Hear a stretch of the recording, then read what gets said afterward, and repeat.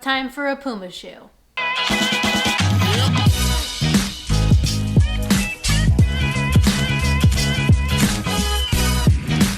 Good morning, YouTube. What's up, everybody? I hope you're safe and healthy and happy and doing okay. If there is one brand that you guys ask me about the most that I have not reviewed yet, it's Puma. We finally have a Puma shoe on deck, and I have here the new Velocity Nitro 2. I have this shoe, and then I also have the Deviate Nitro, the original version, which I am very excited to try. That's going to be the next shoe that I test out, so you'll be seeing that review in a couple of weeks as well. But today we're going to talk about my first run impressions of the Puma Velocity Nitro 2. Now, I've seen a lot of reviews lately on YouTube and on Instagram and the whole thing about this shoe. People who had tried the first Velocity. I have not tried that, so I'm coming at this shoe with a fresh pair of eyes. And I'm going to tell you... Ruby, what are you doing? I'm going to tell...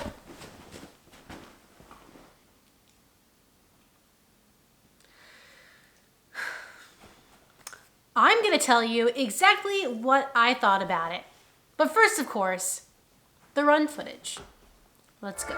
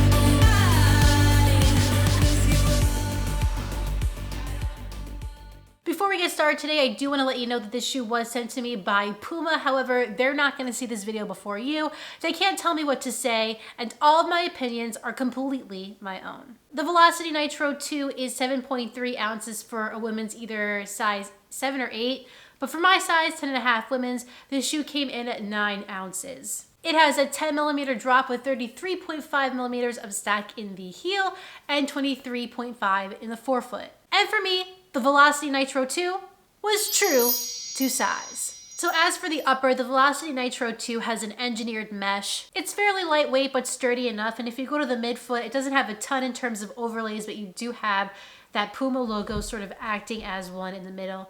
And then if you go to the back of the shoe, we have a sturdy heel counter, but no pull tab. As far as breathability goes, I think this shoe is pretty much perfect in that sense. It's not a piece of paper. You're not gonna feel all that wind passing through, but you're definitely gonna feel some.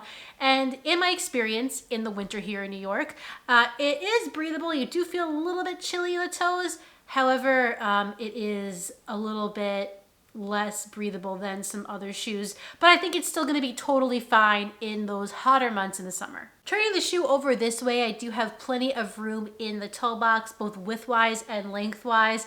And I think that this shoe is pretty standard as far as like narrow or wide. I think it's gonna be like somewhere in the middle there. The tongue on the shoe is thin. It has a little bit of padding, but it is gusseted, which always helps, for me at least, with the fit of the shoe across the midfoot. And the ankle collar has pretty much your standard amount of padding, nothing too crazy. One thing though about this shoe that I did notice off the bat is that I had a little bit of heel slipping, and I tried to cinch these laces down, still kind of felt it a bit. Then I ended up using the last loophole, and that did help, but still something that I felt was noticeable about the shoe, so I did want to bring to your attention. Overall though, I would say that the Velocity's upper does its job, gets it done, and I had no issues with hot spots, blisters, or irritation here. So as my first Puma upper that I've tried, I am happy with it. Now on to the midsole. Puma is using a full-length slab of their Nitro foam.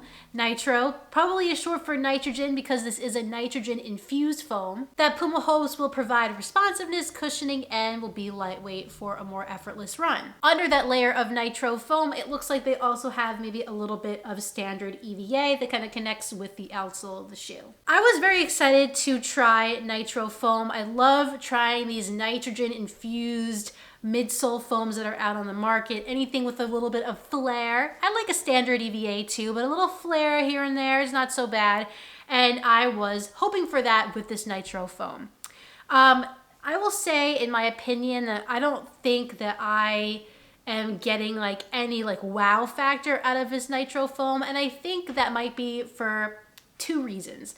I think the first one is that I want a little bit more of it. And then I think the other thing about this foam or this midsole kind of composition and the velocity is that I think this EVA layer that's connecting to the outsole is a little bit firm and might kind of dampen the ride of the Nitro foam above it. I feel the Nitro foam slightly, and I would say out of all of the buzzwords and expectations that Puma is hoping for with this shoe, I would say that it is responsive, but cushioning, I think it leaves a little bit to be desired for me.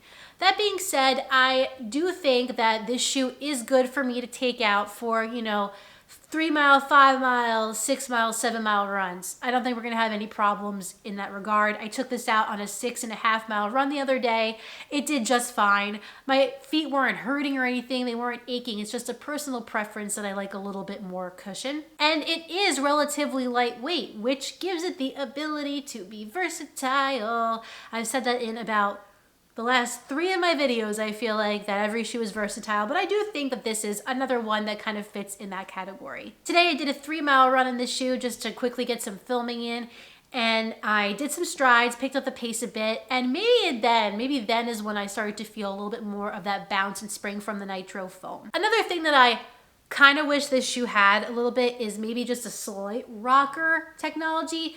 As you can see here, it's pretty flat. I mean, there's no rocker, there's no curve upward with this shoe, and that's fine. Not every shoe needs that, but I just think this would benefit a little from having some extra help there to just get you into your next stride up on your toes. But yeah, I don't know. It's not that I didn't like the shoe. I like it. It just wasn't as exciting as I hoped it would be for me, from all of like the reviews that I've seen about the shoe. So we'll see. I'm gonna keep testing it, but that's kind of where I'm at with the midsole. Turning the shoe over, you'll see that Puma is using their Puma grip rubber for the outsole. They have lots of it in the forefoot and lots of it in the heel. I took the shoe out on 2 dry days. However, I really feel like this kind of grips pretty damn well, more so than my other shoes, onto the pavement, onto surfaces, and feels tacky and just, I think this is gonna be a beast in any kind of weather. To say it has the lugs would be like a bit of a reach, but the pattern here reminds me of lugs and they just stick out ever so slightly. And I think that really helps for that pattern to kind of claw into the dirt, claw into that pavement, and just keep you upright. You don't want to be falling down when you're running, and I don't think you're going to do it with the Puma Grip outsole. The Puma Velocity Nitro 2 is $120, which is exactly where this shoe should be. And I think it makes this shoe a lot more desirable at that price point than had it been at like $130, $140. Now I'm really inclined to pick up a pair of the Velocity Nitro 2. Because at $120, you're getting a pretty lightweight, versatile daily trainer that can also do a little bit of speed work, and that's a lot in one package for 120 bucks. This shoe is not available on runningwarehouse.com. If it ever becomes available, I'll link it down below. Unfortunately, it's not right now, but it is available on the Puma website, so go check that out and pick up your own pair if you're into the Velocity. So, overall so far, I'm not wowed by it. I don't hate it. I don't even dislike it really. Just not wowed by it. Maybe that'll change as the months roll on and I continue to test this shoe. We'll have to see. I'm not giving up on Nitro foam, like I said. I think that it's gonna be awesome in the Deviate. Really excited to try that shoe out. But I gotta shoot it straight with you, and I'm just not totally sold on this just yet. But I do think what Puma's doing, trying to get in there, push into that big bracket of big time players like Nike, New Balance, Asics, Saucony, Hoka, just to name a few. I think they're doing a really good job here. I think this is certainly a contender. It just depends on what your preferences are and the feeling that you like under your foot. Well, everyone, that concludes my first run impressions on the Puma Velocity Nitro 2. If you enjoyed this video, please like it down below and subscribe when you're done with all that. Hit the notifications bell so you can find out every time I upload a new video. Oh, is that what's so loud, your ball? Is it so loud because of your ball? You're throwing it around? Great. We have another video for you next week, but in the meantime, get out there, get on the grind, and don't forget to run like heller. See you next time.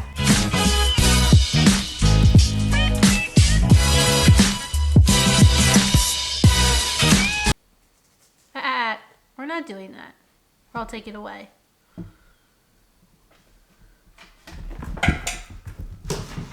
Okay. You good?